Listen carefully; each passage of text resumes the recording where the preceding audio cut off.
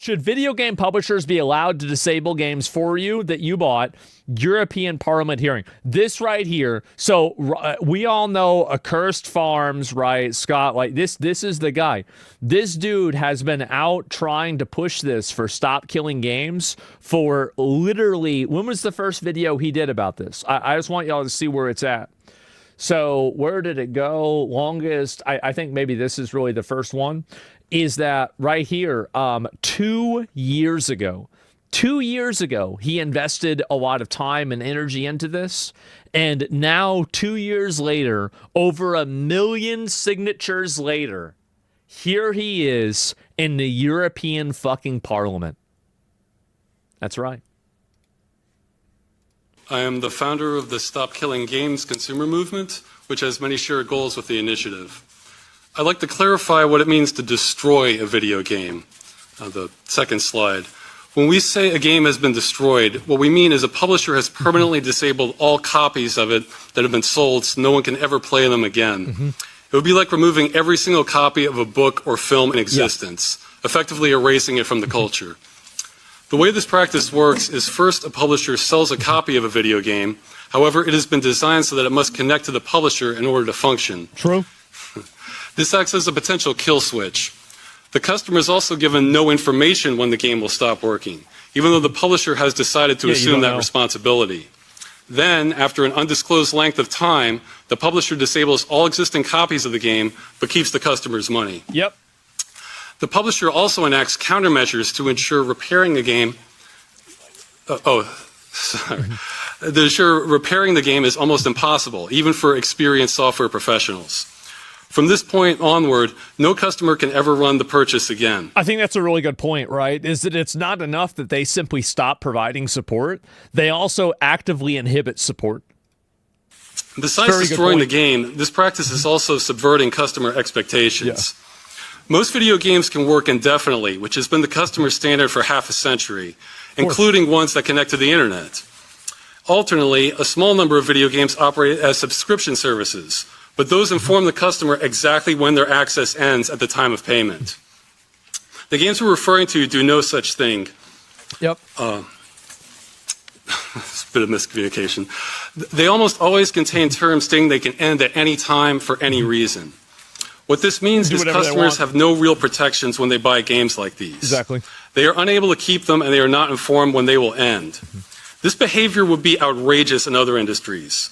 If you bought a book in a store, the publisher cannot come into your home and take back your book at will. True. If you bought an insurance policy, you would be informed when that policy ends, not that the seller could end it at any time for any reason but still keep your money. Exactly. The games being sold this way are operating similar to scams. Publishers know customers expect video games to last, so they sell these in the same way as ones that can work forever. As a one-time purchase with no expiry date, then price them the same.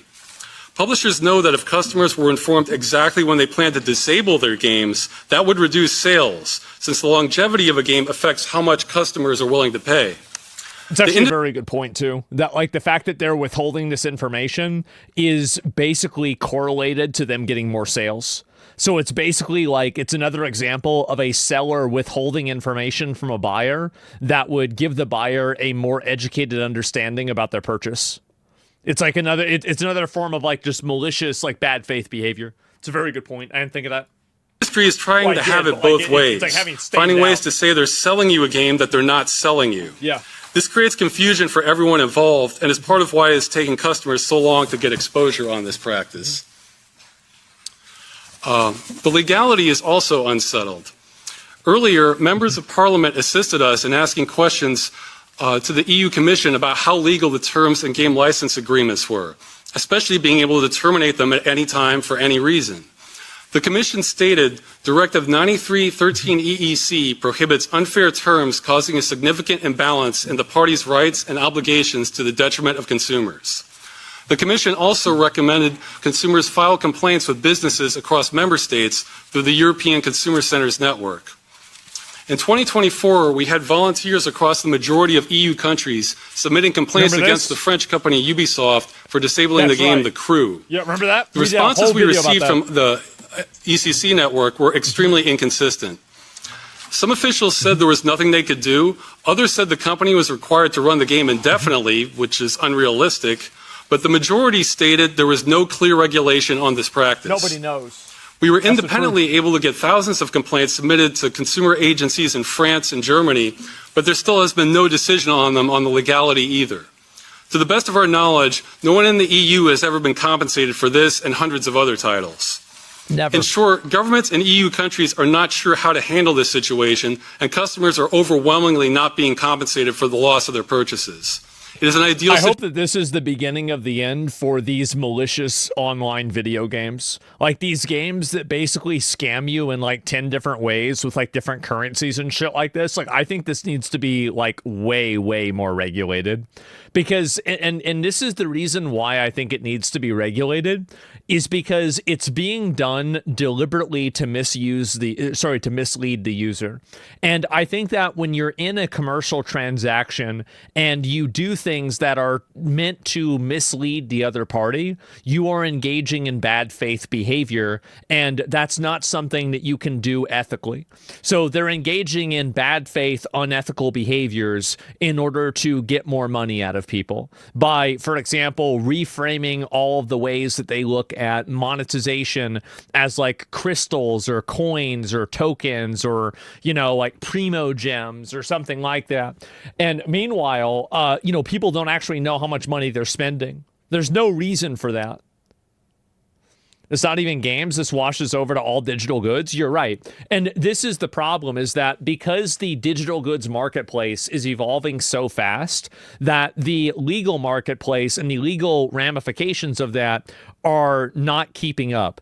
And the result is a bunch of completely unfair, broken, badly designed, and consumer unfriendly practices that aren't regulated because the industry is moving so fast. Situation for clear regulation.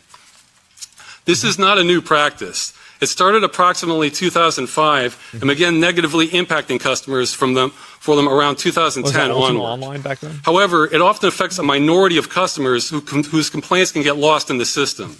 It wasn't until a large case affecting millions that any attempts to get government attention were possible, and there still is no answer. The EU Commission says this must be handled on a case-by-case basis, but this practice is extremely widespread. Future slides. We have formed an amateur study examining over 1,100 video games that require a connection to the publisher. The majority of these have been deliberately disabled by the publisher, That's right. with many of the rest still at risk of being destroyed. Under the strictest interpretation of what it means to disable a game, the study found that out of over 400 titles, publishers disable a customer's purchase 93.5% of the time when ending support. Wow. This business practice is responsible for more destruction to the medium than anything else by an enormous margin. There is also a strong correlation between this practice and the size of the publisher, as most small studios do not engage in it, as it requires far more resources, work, and liability than they can handle. So even though this impacts a minority of games, it disproportionately affects customers due to the scale of the largest offenders. From sales figures, it impacts tens of millions of customers, minimum in the EU. This impacts developers as well. This may seem obvious, but based on interviews and feedback, we found the majority of game developers do not support having games they've worked on destroyed. Yep. They can spend years of their lives creating them, but they are often not the ones making these business decisions, and sometimes even sign non-disclosure agreements so they cannot voice their opinion on the matter. Yep, or The main point I hope that does not get lost in this hearing is this initiative welcomes any solution that will solve the problem of video games being destroyed on this scale. We want this to be as easy and as practical as possible for all parties involved, and are very open to how that is achieved. We are not even asking publishers to change their business or monetization models, only that once they end support, they do so in a responsible way. I think that if you're not providing an alternative yourself, then somebody should be able to do it for you. That's my outlook on it, is that if you're not doing it yourself and then the game gets shut down, somebody else wants to make a private server, you shouldn't be able to shut down the private server. Like that's literally it. Like, I don't think that you need to require them to run the servers. You don't have to make them give up the code. If somebody wants to recreate the game and do that, then I think that it's totally fine. Like City of Heroes, yeah, one of many, or WildStar. Our only goal is to prohibit this destructive practice and thus obtain basic protections for consumers and the medium as a whole. Yep. I'd like to add a little bit on the economic aspect. Again, when planned for from the beginning, the cost can be very small. It's mostly about when it's undoing that's more of a cost related. Yeah. Earlier the game Concord was mentioned. That's actually an That's when he raised his eyebrows. He read Concord. Look.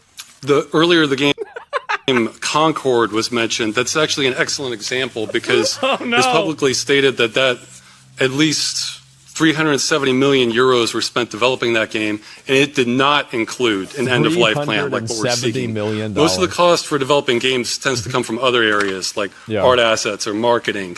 This is just one element out of hundreds that already go into making a game. The other thing is sometimes industry costs or estimates of how much this would cost can be faulty because they're expecting the game they were asking for to have every last feature it did while it was being supported.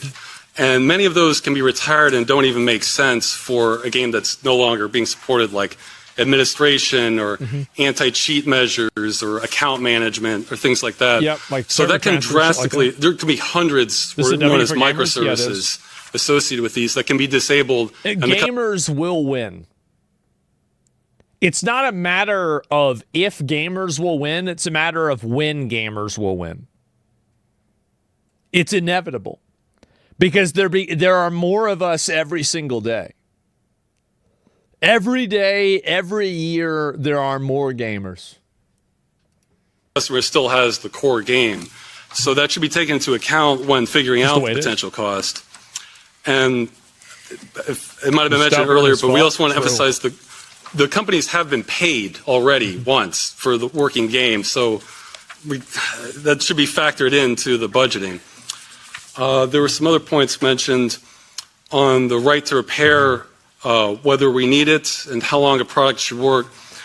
With right to repair, that's a little bit different issue. Well, that's certainly welcome, having the right to that. As I mentioned in my presentation, there are deliberate countermeasures to prevent repair. That it's almost like a small miracle when it does happen from extremely experienced software professionals for resurrecting a game. However, if there were repair instructions, that would be very welcome. I think we would even consider that a viable alternative to what we're asking if it was practical to resurrect the game that way. Yeah, of course. And for how long it should work, it's kind of again, the customer standard is indefinitely, as long as they keep the game in good working order on their end. And we're not trying to hold any publishers responsible for updates that break things that wasn't their doing.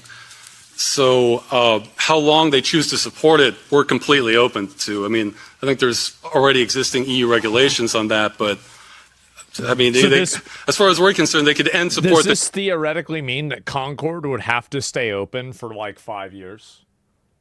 Like, imagine your game dies in a month, your game is never alive. Your game dies in a week, and then like you have 5 more years of paying for the servers. The next day, but as long as the game isn't destroyed, we would find that acceptable. And the last point on the for doing this through the existing, just doing this through the courts, through the legal action. Yeah. That still doesn't get to the heart of the matter of the game itself being destroyed. We're not really refunds and compensation. Those are a secondary measure that when the game itself can't be reinstated. We just want the game preserved. So doing it through the existing framework doesn't quite get us there necessarily. It's kind of crazy for us to imagine the fact that Concord and Highguard are now into the void. We can't play them ever again. They're gone. That world that we used to live in has moved on beyond us, and now we're living in a different universe beyond Concord, beyond Highguard. And that's it. And not missed. Oh, I agree. But I think that you should be able to go back. Like, wouldn't it be a good thing if in gaming schools you were able to play Concord the same as you can play like ET on Atari and see, oh, that's why it was bad. I get it. Yeah, it makes sense, right? Like, we need to have that listed out there so everybody knows what the hell they're doing wrong. It's a cautionary tale. Exactly. So that's what I think they need to do. But you know, like, again, I'm a big advocate of this. I've supported Ross through this entire thing. I completely support this as well. I linked you guys the video. Give it a like, give it a sub. I want to see more of this happen. I do. And, you know, again, the Stop Killing Games movement is something that I've agreed with for a very, very long time. So, yeah, that's really how I think it. Can't sweep the skeletons into the closet? I know. Bro, you're teasing Contard creators with more players after the game's been dead for months. Well, look, man, it would be funny if people were able to do that. Not acceptable to make the cost for that fall on the company. Well, the reality is that when you spend money on something, you should expect to get what you paid for. And the problem that a lot of these studios have is that they don't actually deliver that. That's the main issue, is that they're not delivering the thing that they said they were going to deliver. And if the game shuts down very soon after, you're not really getting your money's worth, are you? And so, don't sell it then? Exactly, yes. And the entire idea, this is another component, is that we know that these video games are designed, like, they don't have to make the games this way. They make the games this way on purpose so they can control more aspects of the way that you play them than what they should. And so what I think the problem is that they have a monopoly legally through that control. If they didn't have that control, you wouldn't have this problem. The problem is derived from the control. It's like car manufacturers straight up producing no replacement parts and blocking third-party production of parts. Exactly. Yeah, like a car manufacturer should not have to make replacement parts forever. But at the same time, we could make a law. We could just do this. We could just simply write a law and say you have to provide replacement parts and produce them at this ratio for at least 5 years. And what do you think? Every car manufacturer is going to go out of business? You think they're going to stop selling cars in Europe and America? No, they're going to work around it and they're going to follow the fucking rule. So this entire idea that like, oh, well, they can't do this. Of course they can absolutely do this. And you'll see it immediately. So again, we live in democratic societies. Like if we're in America, a Western country, we can just simply tell them what to do.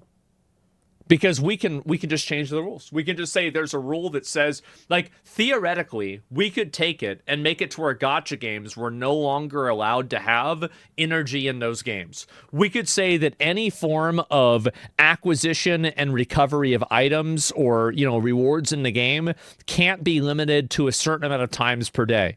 We could just do that. We could get enough people together and we could just do that. We can do anything that we want. Understand that. All you need to do is get enough people together. That's all you need to do, and it's literally that easy.